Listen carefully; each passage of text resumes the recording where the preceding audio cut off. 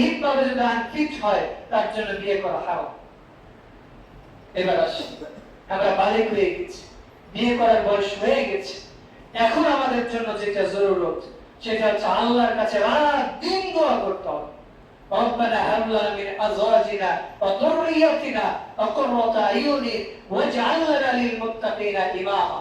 সূরা ফুরকান 25 নম্বর সূরা 74 নম্বর আয়াতে আল্লাহ বলছে, রাত দিন তোমরা আল্লাহকে বলবা, রব্বানা হাব লানা মিন আজওয়াজিনা ওয়া যুররিয়াতিনা কুররাতা আয়ুনি, আল্লাহ আপনি আমাকে এমন স্ত্রী দেন, আমাকে এমন স্বামী দেন, এমন সন্তান আদি দেন যারা আমাদের জন্য চক্ষু শীতলকারী হতে পারে। ওয়াজআলনা লিল মুত্তাকিনা ইমামা, আর এই সন্তান, এই স্ত্রী, এই স্বামী, এই পরিবার যাতে মুত্তাকি আল্লাহ ভীরু আল্লাহওয়ালাদের অন্তর্ভুক্ত হতে পারে, তাদের নেতৃত্ব দিতে পারে এবং জান্নাতে যাওয়ার মাধ্যম হতে পারে বলে সুবহানাল্লাহ। তার মানে আল্লাহ রাসূল সাল্লাল্লাহু আলাইহি ওয়াসাল্লাম বলে দিয়েছে যে যখনই বালিগ হয়েছে রাত দিন এই দোয়া করতে হবে।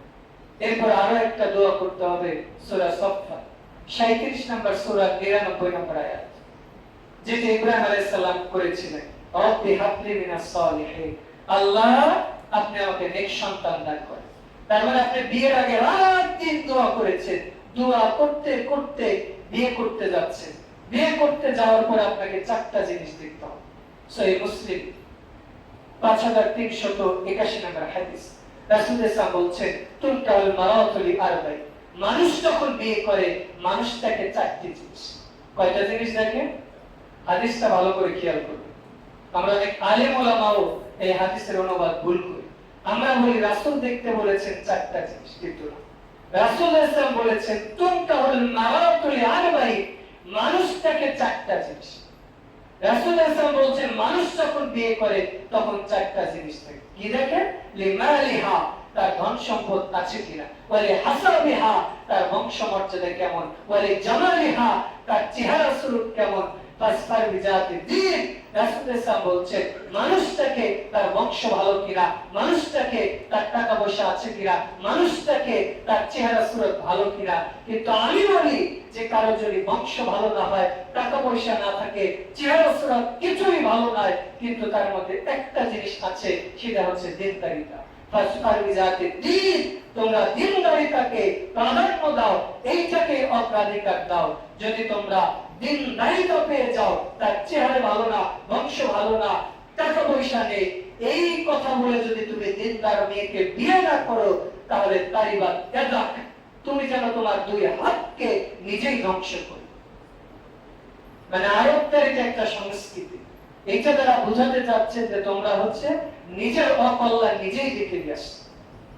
এই জন্য ইমাম তাইমী রাহিমাহুল্লাহ বলছেন যে কোন মেয়ের মধ্যে যদি দিনদারিতা থাকে আর দুনিয়াবি কোনো কিছু কমতি থাকে, এই বিষয়ের কারণে যদি কোনো ব্যক্তি বিয়ে না করে, তাহলে এই ব্যক্তির সংসারে বারাকা হবে।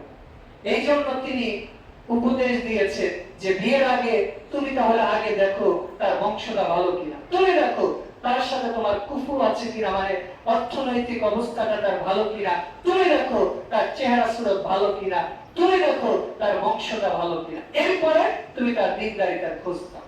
তুমি যদি এই তিনটার প্রতি স্যাটিসফাই হও, এরপরে দিনদারিতার বিষয়ে যদি তুমি ইনশিওর হও যে না তার মধ্যে দিনদারিতা আছে, তাহলে তুমি তাকে পরিত্যাগ করতে পারবা। যদি পরিত্যাগ করো, তাহলে তুমি উম্মার জন্য, জাতির জন্য, সমাজের জন্য, নিজের জন্য ক্ষতি